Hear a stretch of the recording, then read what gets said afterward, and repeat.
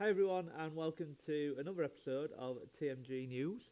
I am delighted and I'm absolutely amazed I've managed to get this man on. So, Uzzy or Usman, what do you prefer to be called? Uzzy or Usman? Call me Uzi. Good, I like Uzzy, that's good. I've been calling him that for too many years, I'm not swapping it. Um, so, we wanted to get you on today. Obviously, you. we have people what do TikTok and what do Canva and Facebook and all this kind of stuff. But you are very old school, as we've just discussed, and that's a good thing.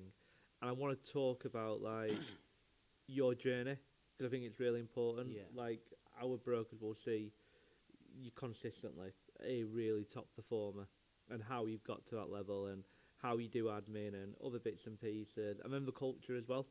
Um, because your culture is very different to some of our brokers, but some of our brokers will be in your segment, and it's kind of like explaining what works well and why it works well compared to um, other areas with it. I think, first of all, thank you for bringing me onto this podcast. I don't know how you managed to get me on. Nerves out of 10, what we sat at now? We calm you down a bit, or are you still we're there? getting there, we're getting there. I think in terms of the business as a whole, it has obviously developed over the years. Been going for about 5 years now. I think pretty much as old as TMG are. Yeah.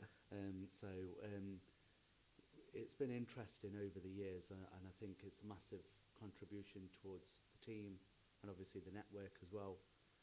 Being with one network all the way through has helped because we can follow our journey through and continue.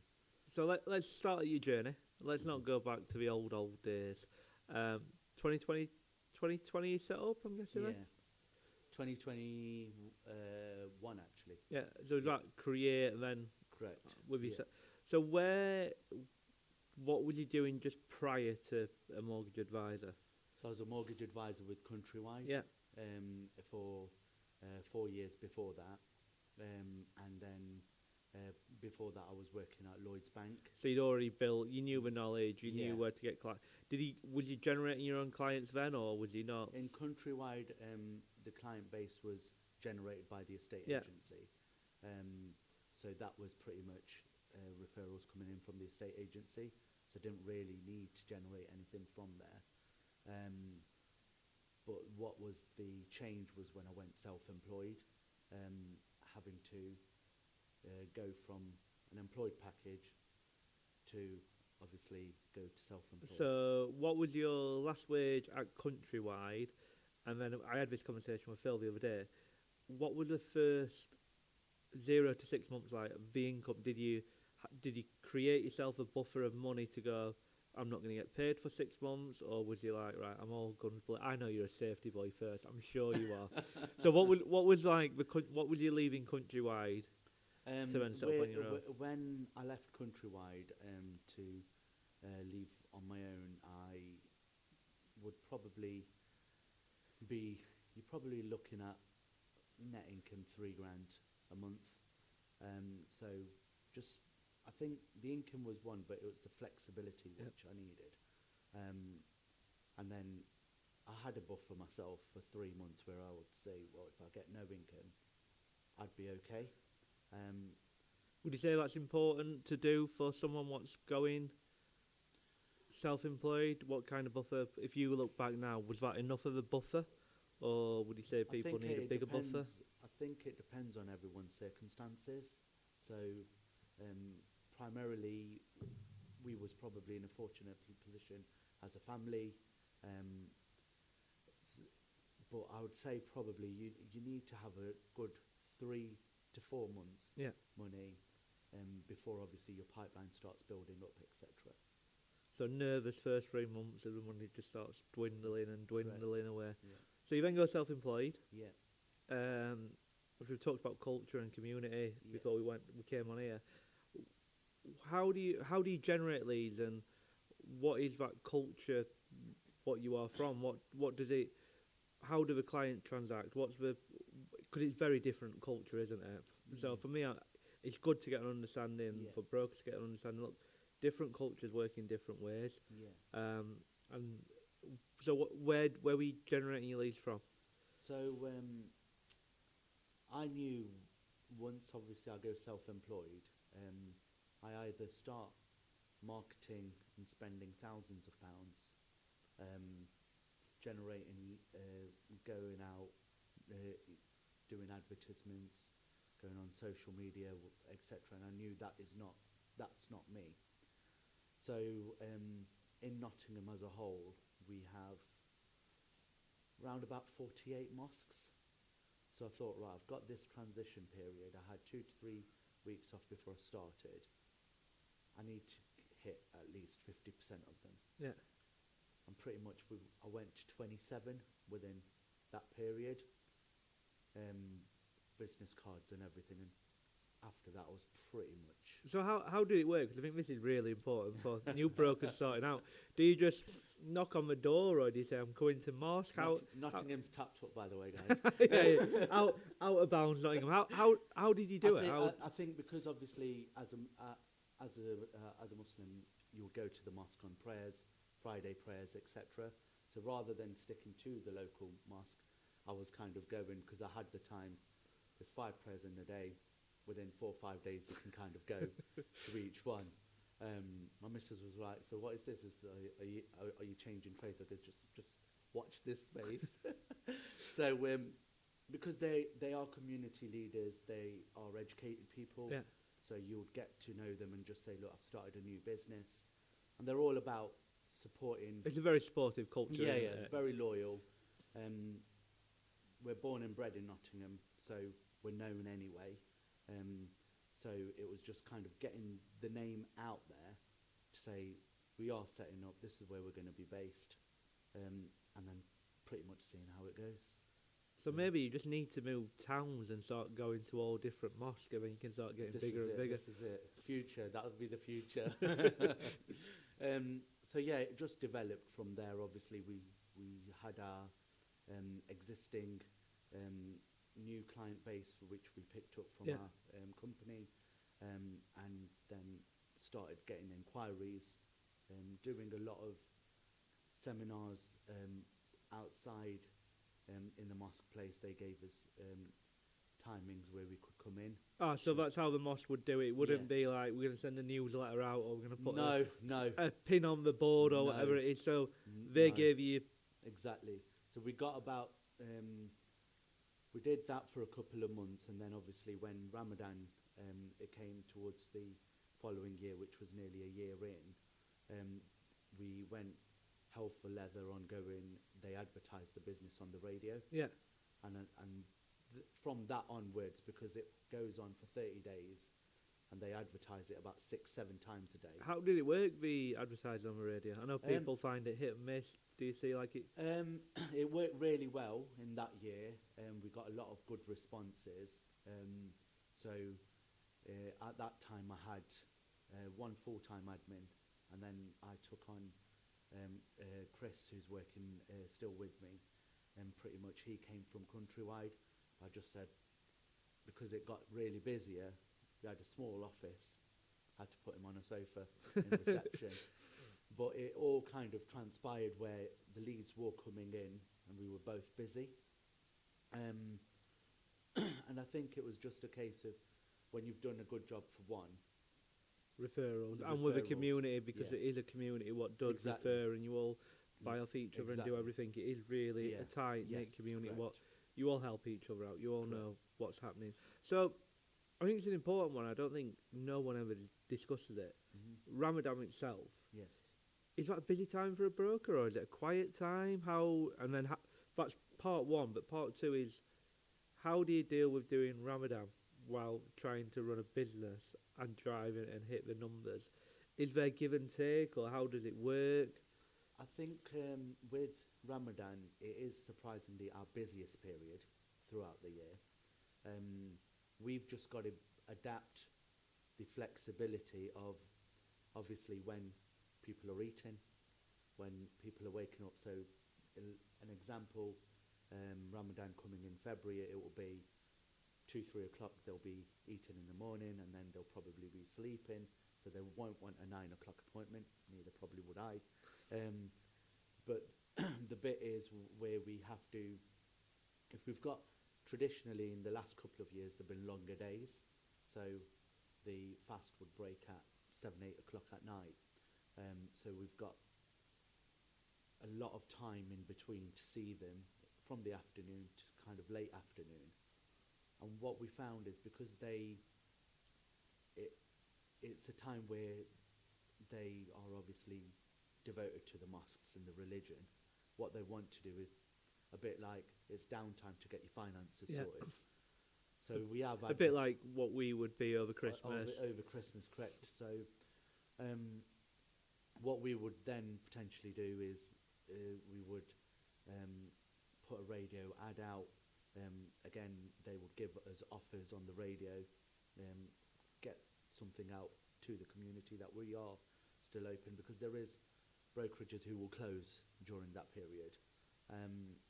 So it's just getting the balance right to get the clients in, give them the information, and then obviously move from there onwards. So yeah, overall in the year, I'd probably say Ramadan would be the busiest. So Ramadan's your busiest. Yeah. So Feb 2026 Ramadan. Yeah. What is Uzi and his team going to do for clients during that period?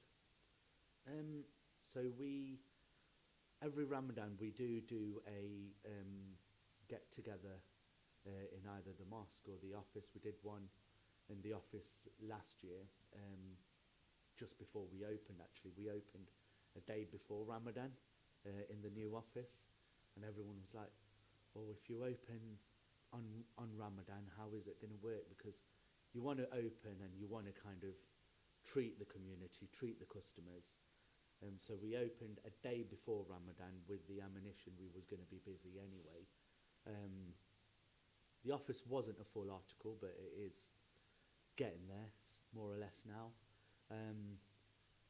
So I think this year the plan is obviously to do kind of the same. We left one of the rooms which is being refurbished in the next couple of weeks, which will allow customers to come in, and we're going to do separate sessions every week. So it'll be, we're trying to engage with the community to give them awareness, is what we're trying to do this Ramadan. So mortgages, life cover, wills, anything, because it's a viral community, but there is still lack of awareness. Yeah, so you talk about the community, you talk about life insurance and protection. What is their current take on it, and what is their, like, is it a lack of knowledge? What advice could you give people who in your community why they should have life insurance and critical illness and things like that? Is this something what you could like help them out with? Yeah, I think the awareness is the massive key here, because we get a lot of clients who understand why they need it, but everything is always linked to, well, what if it costs so much? But the community also on a weekly basis or a monthly basis see young deaths happen in the community, and they look at it and think, what if that was us in that position? So that kind of hits home, and I think it is important that everyone has a responsibility to protect their families, and I think that's a massive thing to ensure that you've got a duty of care to protect your kids, you know, your family, etc. And having the conversations with us or with our team is quite important, because without making them aware of what they need, and without us opening the conversation, it's not going to move forward. So you're quite honest and on them and be like, look, 100%. You've got to, and obviously it's a really, like, you've got to protect your family. 100%. You're there to look after your families and care for them, and the best thing to do is you protect your car. You've got car insurance, you've got cat insurance, you've got mobile phone insurance. Like, you're like, if you die tomorrow, what's going to happen? And it's not always the breadwinner, because obviously your culture with a lot of housewives sort of work at home, and say they've got 4 kids. What happens if the wife dies and you can't run your business or be employed and manage 4 children at the same time? It's impossible. 100%. And I think that's really important to get out, but it's not about the main breadwinner. No. because it's probably as important or more important Yeah. that the person that allows you to go to work Yeah. can keep that. If anything does happen to her, you're gonna have to quit your job, Yeah. or you're gonna have to rope in friends and family, Yeah. whatever you do. And I think that's a big takeaway for me. It actually, it's not about me. If I couldn't work, if I had to look after the kids, Yeah. then I couldn't do the job what I'm doing, or I'd Yeah. be working 24 hours round the clock. It's a 100%. hard slog. 100%. I think this is the thing. It gives reassurance that your family's safe. And yes, although there is a cost attached to it, the question is, how much are you spending just going out?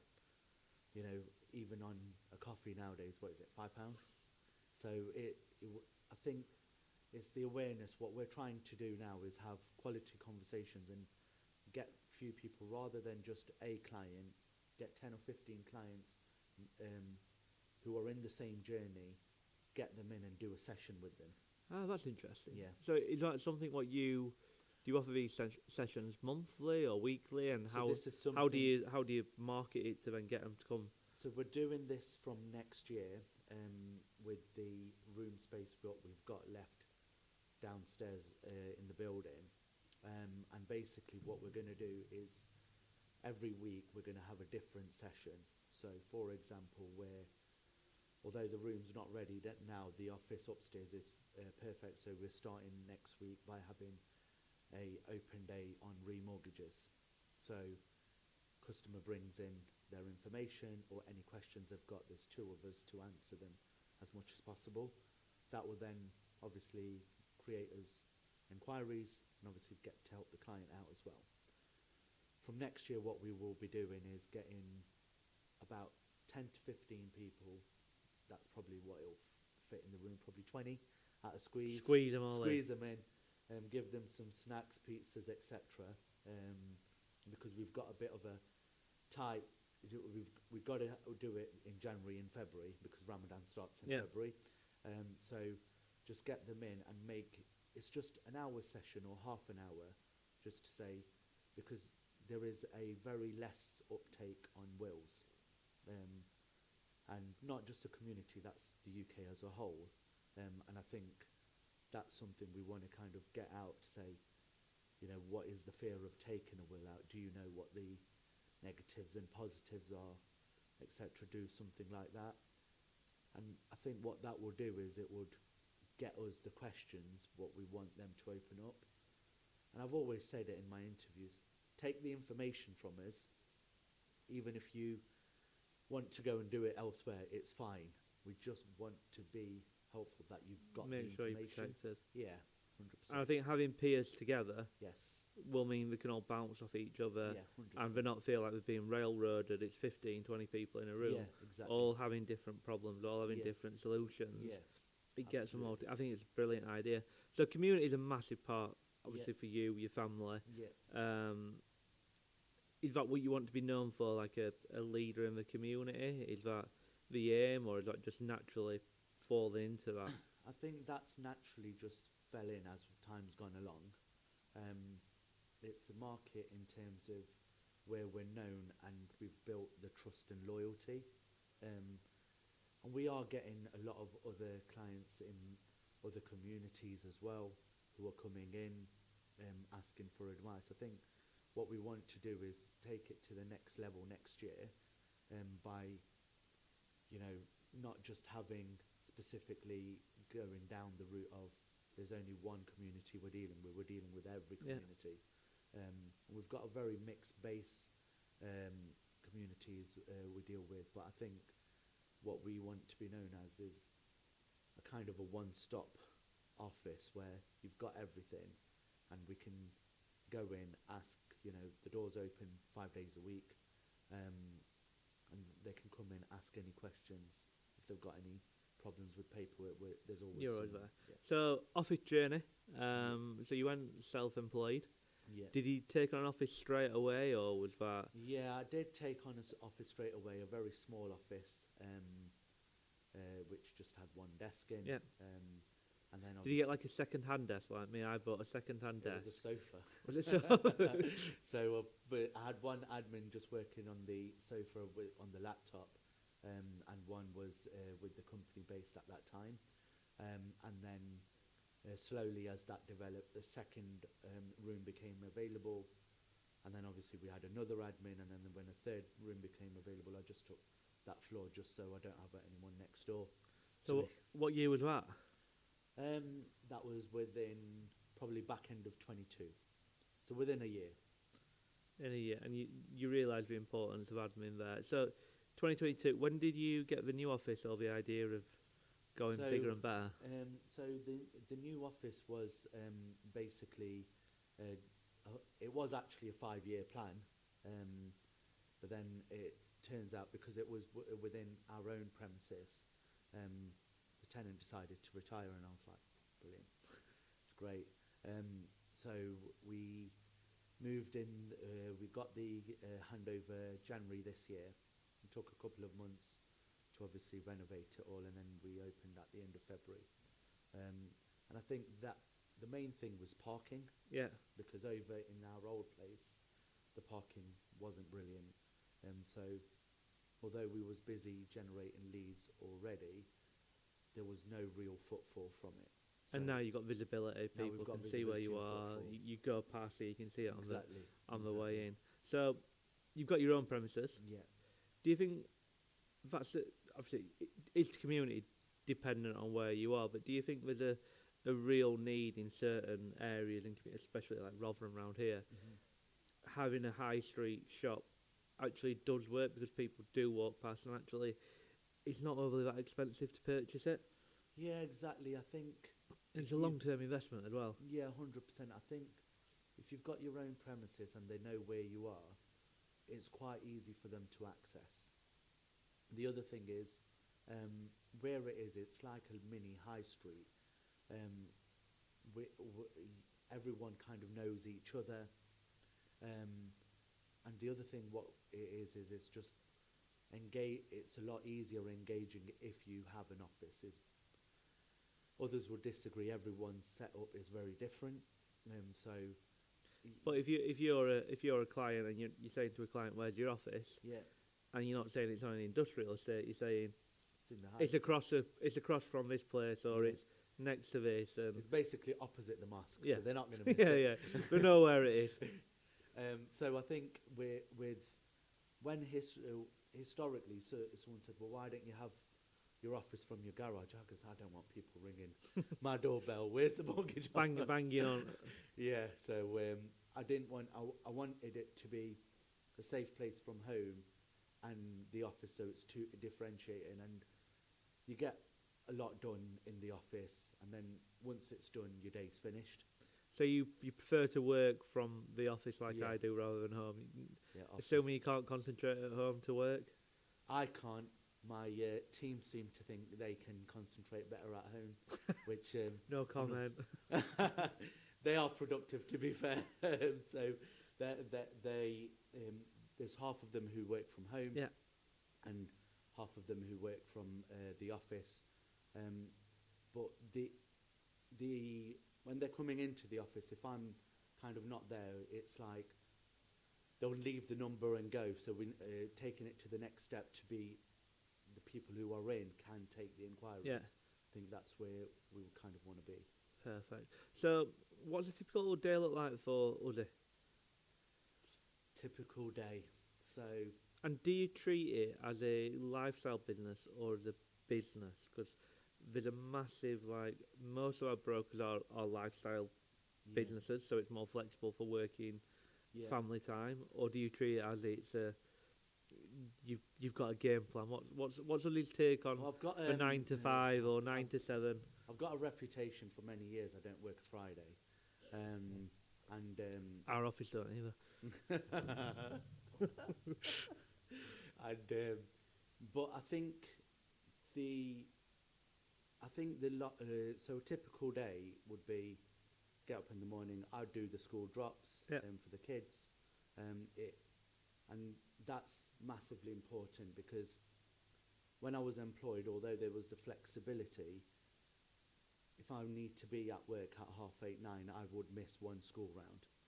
And I think what really hit home was why I went to the plunge was when my daughter said, it's quite a few years ago, she says, Mum, why does Dad go at night to work and come home at night? So, and I was like, what does she mean by that? She's obviously saying it's dark in the morning Dark. and it's dark at night. And I was like, I've got to change this. So the school drops in the morning. My missus does the pickups in the afternoon. Yeah.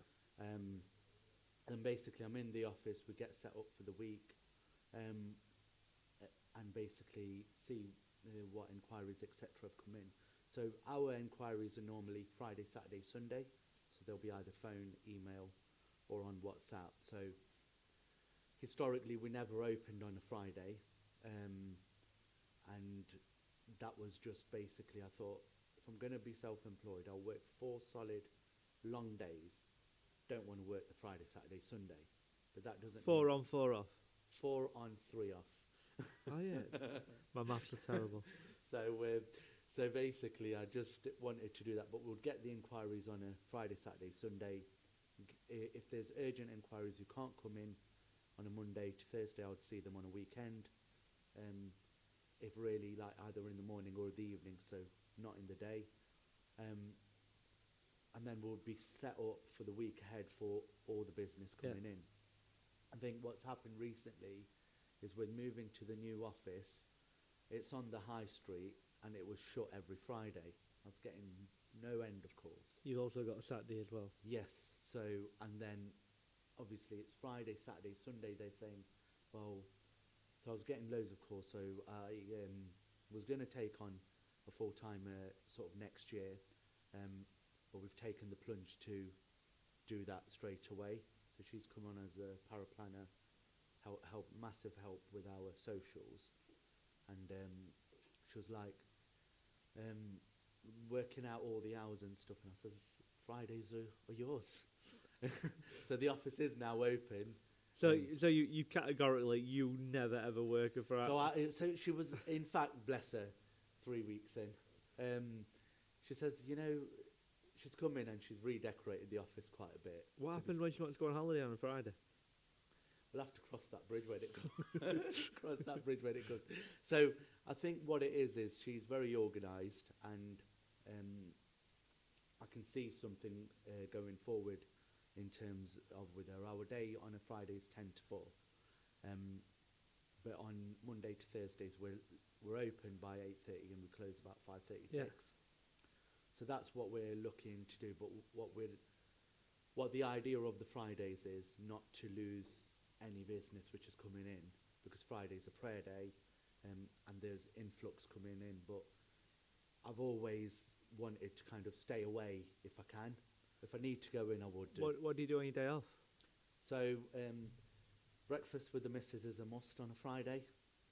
Keep her sweet, keep her happy. That's She's it, the boss, so she needs to keep her happy. Then, we go prayer together on a Friday, and pretty much it's like by that time then it's the school runs again. So I think. So do you do a school run pick up yourself then on a Friday? Yeah, on a Friday, yeah. So I think that's quite important, because it's, the work is always going to be there. It's always going to be busy. Obviously, if there is, as the new starter gets settled in, do the odd appointments with her on the Friday. But then once she's settled, she'll be cooking on gas. Good. Are you liking this so far? Are you feeling more relaxed? You've got into it. Down to 5. You're down to 5. We're getting there. Yeah, and I think that's an amazing thing for taking a Friday off and being able to spend it with the missus is a really nice time, just to be like, look, and then you're picking the kids up on a Friday as well. Yeah. So I think when you go self-employed, I think from what I've learned speaking to everyone, it really is a lifestyle thing of going. Yeah, 100%. 9 times out of 10 it is the kids say, why are you always working? Why are you always doing that? And you feel guilty, so you want to do the school run. Yeah. Obviously, a way of networking at the school run, see if you can get more business out of people there. Exactly. No, so I think that's the main thing, to just make sure there's time on that, because the normal days, Monday to Thursday, there's flexibility when people want late appointments. I'll offer the late appointments, etc. So there isn't a restriction. I think the main thing is to get the right medium. Um, what what works for you doesn't work for everyone, and what works for everyone doesn't necessarily work for you. Um, And again, you've got a different community culture. Whereas if it was myself, I'm really like, I want everything now. I want it doing yesterday before I've even asked for it. yeah, Whereas your culture can be very different, very laid back. They know you're going to deal with it, and when you deal with it, you deal with it in that time frame and come back to them. I think the communication is the key with the clients we've got. So they'll drop a voice message and say where it is. They want to be known that someone's touching base with them. And as long as you touch base with them, they're fine. Are you? No, you're old school. Are you up to date on voice notes? Do you drop an odd voice note out there? Yeah, yeah. Oh, Uh, I never put you down for a voice note kind of kid. No, I do. I do voice notes. Yeah, The entire office is looking, going, there's no way he does voice notes. Absolutely zero. I pick and choose, you see.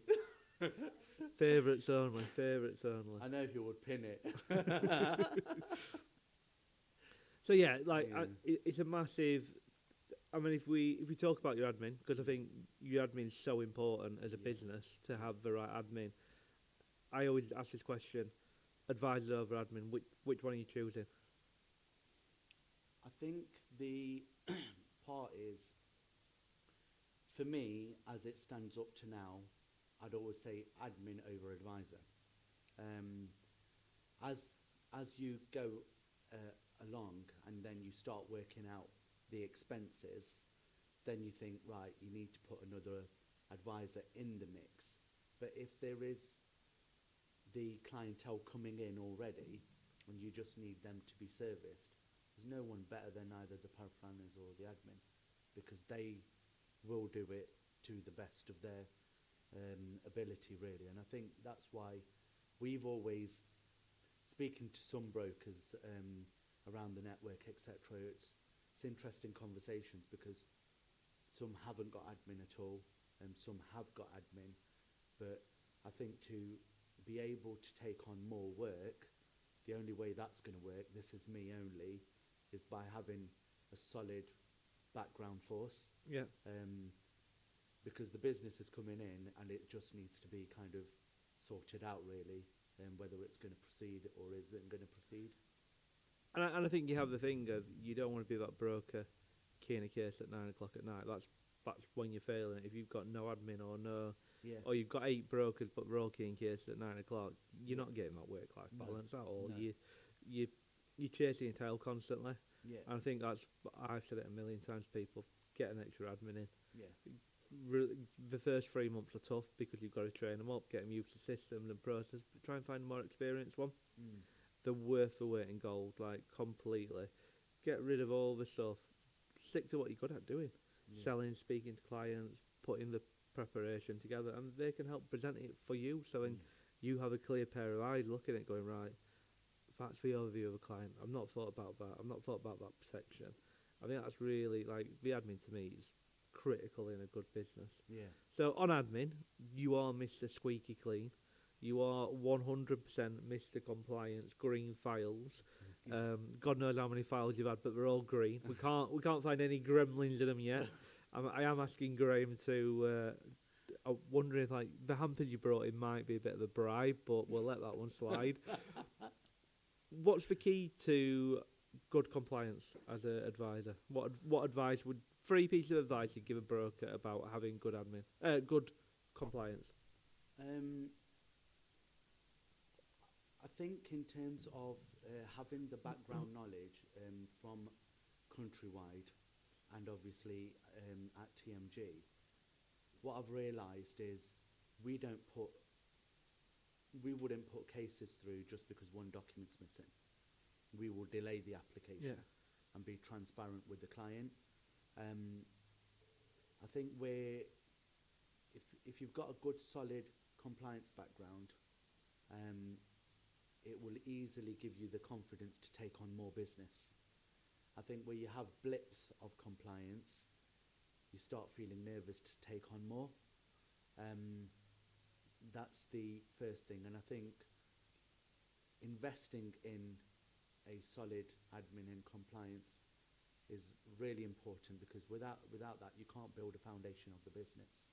We're a regulated business at the end of the day.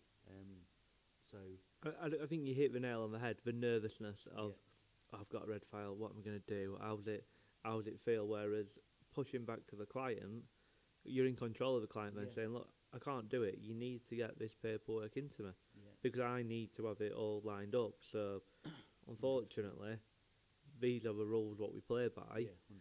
You have to comply with the rules. And exactly. And I think the other thing is having a conversation with, if there's anything which we're unsure of, we've got the emails to compliance, we've got the phone number, just email them. Yeah. It's just a lot easier, rather than if we think about it as a team. Yes, we want to proceed with the case, but what we don't want to do is kind of push any barriers that it's not right for the client, right for the network, or for us. There's a lot of people involved to put at strain. So asking questions and stuff. I think my first year and a half I asked loads, so now I've gone down to asking any. 2 a day. 2 a day.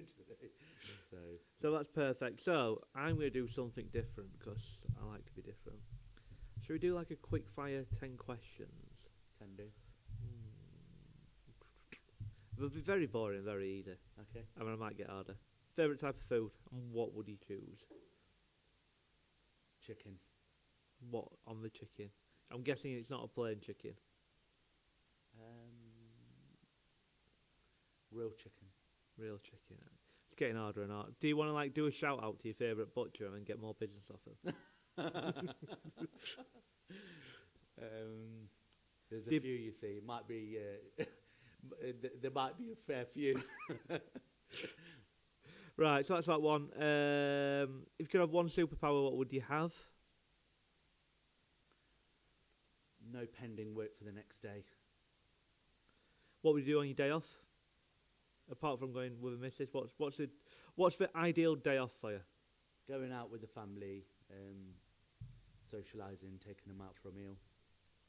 If you had your daughter to have one career, what would you want it to be? My older one's going to become a mortgage advisor. I said, don't worry about the career. You're 13. The rest you will follow. Yeah, we'll all settle. If you could rate that book, I've never seen it before. Apparently it's a really good book. Yes, what would you rate it out of 10? Oh. 10. 10. See? Buy it now. Who would you cook at home, you or your missus? My missus. Can't get away with that on camera. Can you cook? Oh, now you're putting me on the spot. I've never cooked. If you ever made like a sandwich? Yeah, I can make a sandwich. What's like the skill level of how you can cook? What if Ozzy has to rustle up a special meal for his missus because she's not very well, the kids need feeding, what are you rustling up? I'd go online and I'd order something. Oh no, there's no cheat. The internet's down. The internet's gone. There's no ordering. We're in social media times now, Scott. We're all gone cold turkey. What you can't have cold turkey, but what are you cooking them? I know, a tricky one, really. Whatever we can find, a nice cheese ploughman sandwich or chicken sandwich. I'd have gone beans on toast. Mine was easier. Yeah. Who's your favourite admin? Definitely Joanne Anderson. Definitely. Sorry, everyone else. That's there you go, Joanne. And what do you think of Rotherham Town Centre? It's improving from when I came here a couple of years ago. I think it's good. It's got a new Lord of the Manor apparently. It has. He's doing a big improvement on it to get us kicking. Yeah, no, it has definitely improved. So thank you for your time today. You. That is an absolute. Is there anything you want to ask me or the team what sat round us? No, I've got plenty of questions already. So no, thank you very much. An absolute pleasure. Thank you for all your support. Thank you for trusting us. And we look forward to working with you over the next few years. Thank you. Thank you.